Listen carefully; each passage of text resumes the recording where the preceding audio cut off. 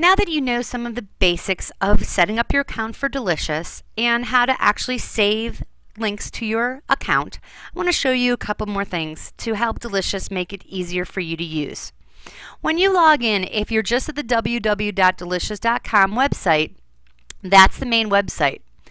These categories over here can help you find resources in different topics. What they have organized is stacks, which we'll talk about in a minute about different topics.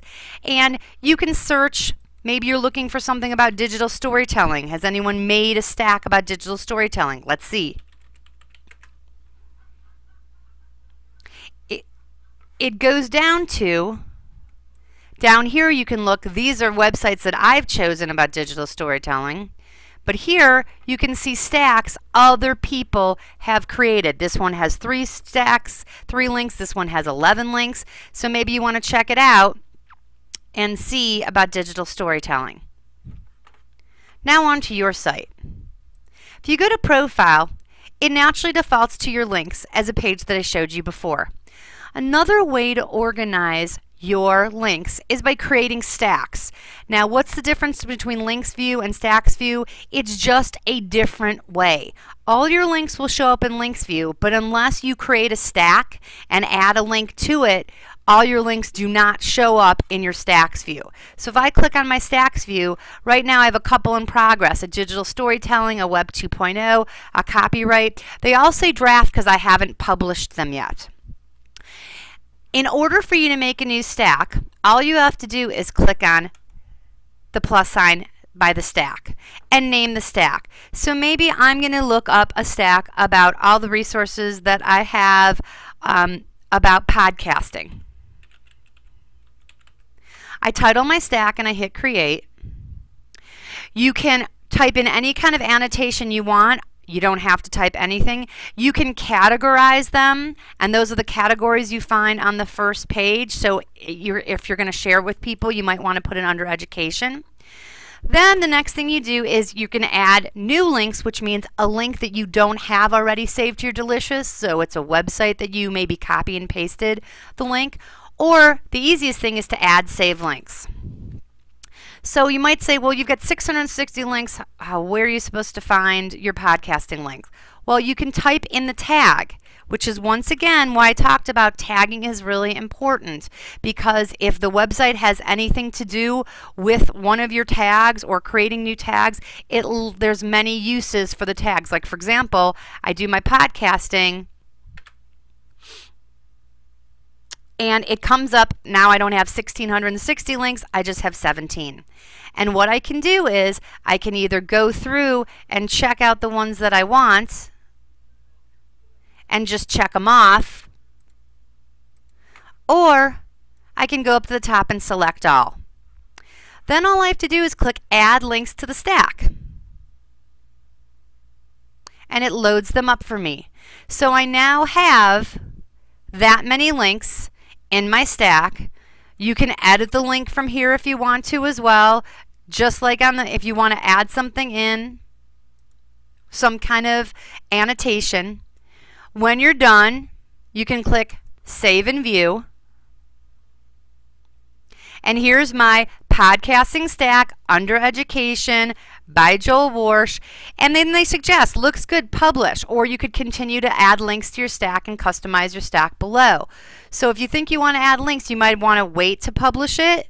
And publishing it basically means you're sharing it on that main page with the rest of the Delicious users. You don't have to. You will still have access to your stacks whether it's published or not. See, if I go to my stacks, there it is, podcasting. Now notice, there's one thing, when you actually click on a stack, the web address, there is a web address. So you can give someone this website or create a tiny URL with it to share out your stack with a teacher or member, but it's not as easy in terms of what the name of the stack, like notice it doesn't call it stacks podcasting, so it's not as easy. What I want to show you about with the links, when I was talking about tags and how you can set up web pages. Just say you are looking for all your information about the Civil War. I only have one website here right now, but look at the URL. It's www.delicious.com, my username /Civil War. Civil War is one of the tags right here that I created. So if you want to create a resource page, like just for example, your kids are studying the Civil War, and you don't want them to waste 45 minutes of their lab time trying to find good sites. If you've gone out and done the research and found websites about the Civil War and put a tag in it that is a common tag, you can give students this URL or post this URL to your web page if you have a web page, and it's easy access for your kids to just click and go to this website and see a whole series of links. Like if, for example, I click on the social studies, so the social studies tag, and get rid of my Civil War tag, it narrows down how many links that I have about social studies topics. So that's why tags are important when you're thinking about how you're going to use them, either for sharing information with students or sharing information with your team. Like for example, I wanted to find all my math resources. So maybe I type in my math link. Here's my math tag. I don't have 1,600 links anymore. Now, mind you, I do have quite a few, but I can narrow them down even more. Maybe I want to look for math, and then there were maybe websites to use. Let's see what I come up with. I only have one.